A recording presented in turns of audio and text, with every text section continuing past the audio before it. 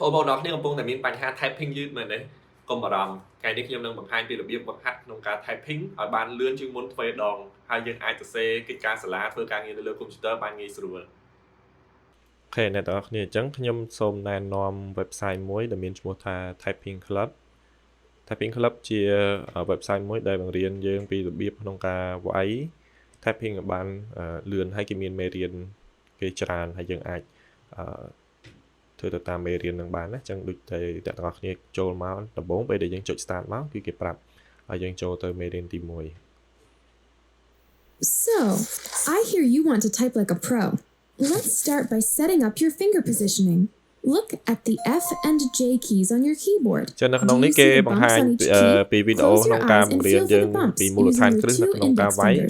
យើងអាចចាប់ផ្ដើមពីការមើលវីដេអូនឹងសិនបន្ទាប់មកគេនឹងដាក់មេរៀនឲ្យយើង Your index fingers should always find their way back to F and J by feeling for those bumps. Now curve your fingers and bring your other fingers down on the next 3 keys on either side.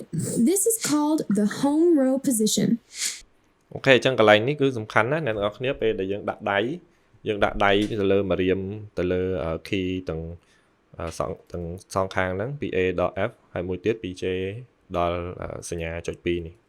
អញ្ចឹងនៅលើ keyboard របស់យើងមួយគឺវាមានកពក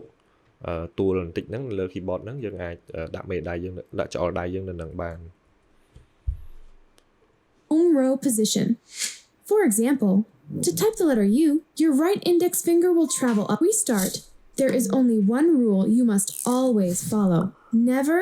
ever look at the keyboard while typing. ចឹងនៅក្នុងហ្នឹងគេប្រាប់យើងថានៅពេលដែលយើងវាយ typing គឺព្យាយាមកុំឲ្យមើលទៅលើ keyboard ណាយើងវាយយើងមើលទៅខាងមុខ If you follow this rule, your index fingers will quickly learn to find their way home by feeling for the bumps. Fast typists forget about the keyboard and don't even realize their fingers are at work. They feel one with the computer. After some practice, you'll start feeling it too. The computer becomes a part of your body and your mind is in full control. Let's get started.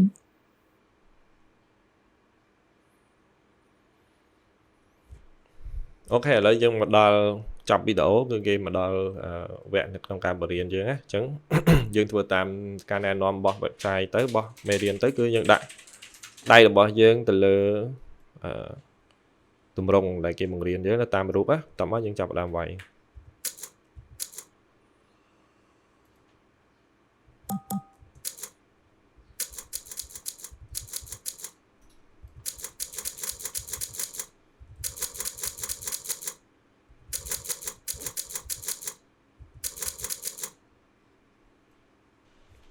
អូខេអញ្ចឹងនៅពេលដែលយើងបានបញ្ចប់មេរៀនរបស់គេក្នុងមួយវគ្គគេនឹងបង្ហាញពីលទ្ធផលក្នុងការវាយរបស់យើងដូចជាល្បឿនដូចជាភាពដែលយើងវាយទៅត្រូវភាគរយដែលយើងវាយទៅត្រូវច្រើនតិចហ្នឹងហើយពិន្ទុអញ្ចឹងយើងអាចយកវាមកវាស់វែងក្នុងការរៀន typing របស់យើងបានហើយនៅពេលយើងធ្វើវាជារៀងរាល់ថ្ងៃឲ្យបានច្រើនទៅនោះការវាយរបស់យើងនឹងរីកចម្រើន ចឹងបើសិនជាយើងវឹកហាត់ឲ្យបានច្រើនដងនៅក្នុងមួយសប្តាហ៍នោះការវាយរបស់យើងនឹងកើនឡើងល្បឿនវាយរបស់យើងនឹងកើនឡើងហើយយើងនឹងមានភាពងាយស្រួលក្នុងការធ្វើកិច្ចការងារអីសពគ្រប់បែបយ៉ាងចឹងអស់បារម្ភក្នុងការភ័យព្រួយនៅក្នុងការគិតថាខ្លួនឯងនឹងវាយយឺតទៀតហើយយើងមាន website ផ្សេងទៀតច្រើនដែលអាចជួយឲ្យយើងអាចវាយបានល្អហើយចំពោះ website មួយនេះគឺខ្ញុំណែនាំដោយសារតែវាមានភាពងាយស្រួលមានវីដេអូណែនាំហើយមេរៀនរបស់វាក៏